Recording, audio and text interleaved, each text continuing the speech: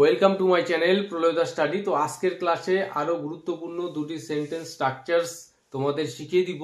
তো এই sentence structures গুলোকে অ্যাপ্লাই করে প্রচুর সেন্টেন্স তোমরা বলতে পারবে, লিখতে পারবে। তো প্রথম যে সেন্টেন্স স্ট্রাকচার আজকে তোমাদের শেখাচ্ছি, সেই সেন্টেন্স স্ট্রাকচারের মধ্যে যেই সেন্টেন্স গুলো রয়েছে যে আমি সেখানে যেতে রাজি, আমি খেলতে রাজি ছিলাম, আমি তাকে বিয়ে করতে রাজি, তো এই কথাগুলিকে কিভাবে ইংরেজিতে বলতে হয়।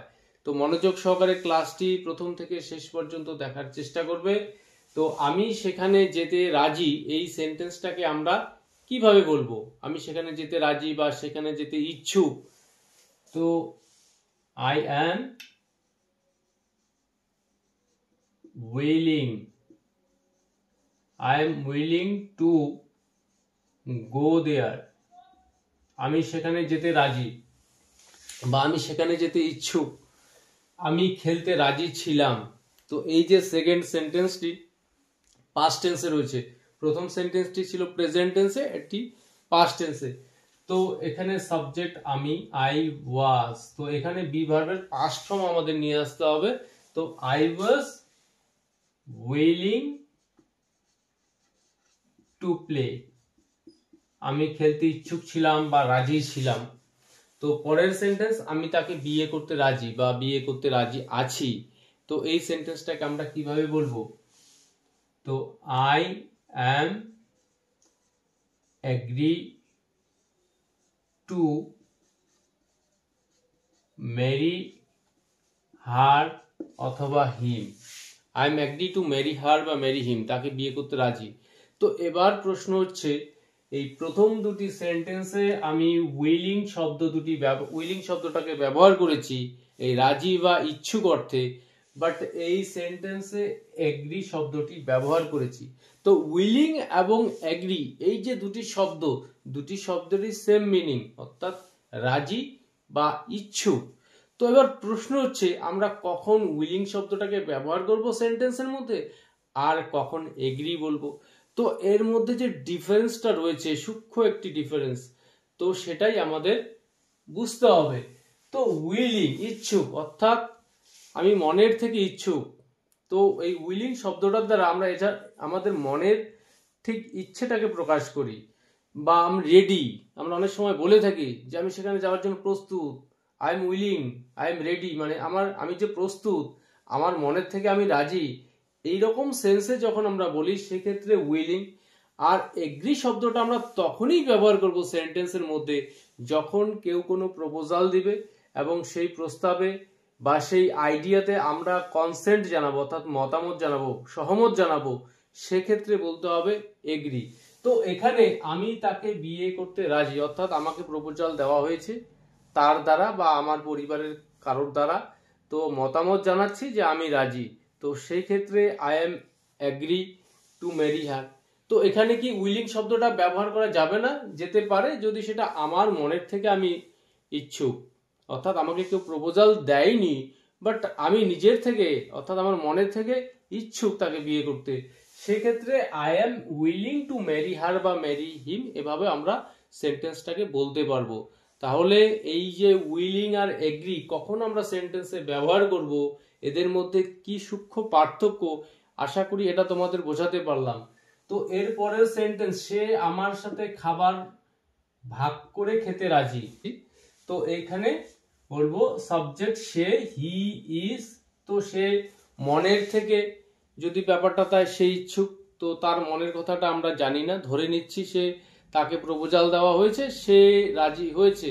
তো এইরকম সেন্সে যদি আমরা কথাটা বলে থাকি, তো he is agree to share, his food with me, is agree to share his food with me, সে তার খাবার আমার সঙ্গে ভাগ করে খেতে ইচ্ছুক বা রাজি আছে। তো পরের সেন্টেন্সটি, তিনি টাকাটা দিতে রাজি ছিলেন না। তো he was not agree, তিনি রাজি ছিলেন না, অর্থাৎ তিনি সেটা ভার্বালি সেটা প্রকাশ করেছেন, সেক্ষেত্রে আমরা এগ্রি শব্দটা ব্যবহার করব। আর যদি আমরা বুঝে নেই লোকটার মানসিক ঠিক তিনি মনের থেকে দিতে চাননি, তার মানে আচার আচরণ বা মুখের যে একটা এক্সপ্রেশন সেটা দেখে যদি আমরা বুঝতে পারি যে তিনি ইচ্ছুক ছিলেন না, সেক্ষেত্রে আমরা বলবো he was not willing. He was not willing to give the money. He was not willing to give the money. এবার তাকে বলা হয়েছে বাট তিনি রাজি হননি দিতে, সেক্ষেত্রে he was not agree to give the money, অর্থাৎ তাকে বলা হয়েছিল বাট তিনি রাজি হননি, ইচ্ছুক ছিলেন না, সেক্ষেত্রে আমরা বলবো হি ওয়াজ নট এগ্রি। তো পরে আরেকটি সেন্টেন্স স্ট্রাকচার রয়েছে, খুবই ভালো একটি সেন্টেন্স স্ট্রাকচার। তো সকালে তাড়াতাড়ি ওঠার অভ্যাস করো, বন্ধুদের সাহায্য করার অভ্যাস করো, সময় মতো স্নান করার অভ্যাস করো, মানে এই অভ্যাসটা তৈরি করো। তো এই সেন্টেন্সগুলোকে আমরা কিভাবে বলবো, যে সকালে তাড়াতাড়ি ওঠার অভ্যাস করো, make a habit of rising early in the morning.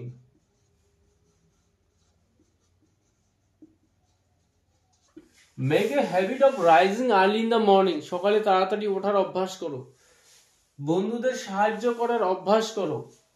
তো একই রকম ভাবে make a habit of helping your friends. Make a habit of helping your friends, অর্থাৎ তোমার বন্ধুদেরকে সাহায্য করার অভ্যাস তৈরি করো। তাহলে এই সেন্টেন্সগুলো তৈরি করতে গেলে যেই সেন্টেন্স স্ট্রাকচার তোমাদের ফলো করতে হবে, মেক এ হ্যাবিট অফ শুরুতে নিয়ে আসবো, তারপর ভার্বের আইএনজি। তো অফ এই প্রিপজিশনের পরে অলওয়েজ ভার্বের আইএনজি হয়, এটা আমরা জানি। তো make a habit of rising, তো রাইজ ভার্বের সঙ্গে আইএনজি অ্যাড করেছি এখানে। Make a habit of helping, অর্থাৎ হেল্প ভার্বের সঙ্গে এখানে আইএনজি অ্যাড করা হয়েছে। তো make a habit of helping your friends, বন্ধুদেরকে সাহায্য করার অভ্যাস করো, অভ্যাস তৈরি করো, সময় মতো স্নান করার অভ্যাস করো। তো make a habit of taking bath in time.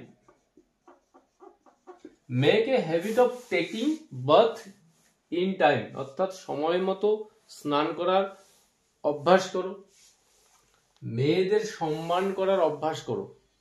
তো এই সেন্টেন্সটাকে আমরা কিভাবে বলবো, making a habit of respecting the girls. Make a habit of respecting the girls. মেয়েদেরকে সম্মান করার অভ্যাস করো। তো এই সেন্টেন্স স্ট্রাকচার দিয়ে এখানে 4টি সেন্টেন্স দেখালাম। তো লাস্ট এখানে আরেকটি সেন্টেন্স রয়েছে, সিঙ্গেল সেন্টেন্স, কোনো সেন্টেন্স স্ট্রাকচারের মধ্যে ঠিক এটা পড়ছে না। তো সে আমার পথের কাঁটা।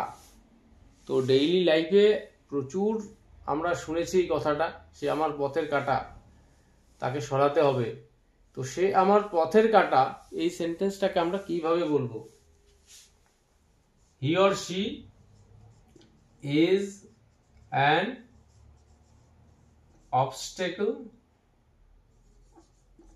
in my way. is an obstacle in my way. সে আমার পথের কাঁটা। তাহলে আজকের ক্লাসে এই যে দৈনন্দিন ব্যবহৃত বাক্যগুলো দেখালাম, তো এই বাক্যগুলোকে তোমরা শিখে রাখবে, ঠিক বাক্যগুলো নয়, সেন্টেন্স স্ট্রাকচার দুটি, যাতে করে এই সেন্টেন্স স্ট্রাকচার দুটিকে অ্যাপ্লাই করে তোমরা নিজেরাই সেন্টেন্স তৈরি করতে পারো। তো ক্লাসটি নিয়ে যদি কোনো প্রশ্ন থাকে অবশ্যই তোমরা কমেন্ট করে জানাবে।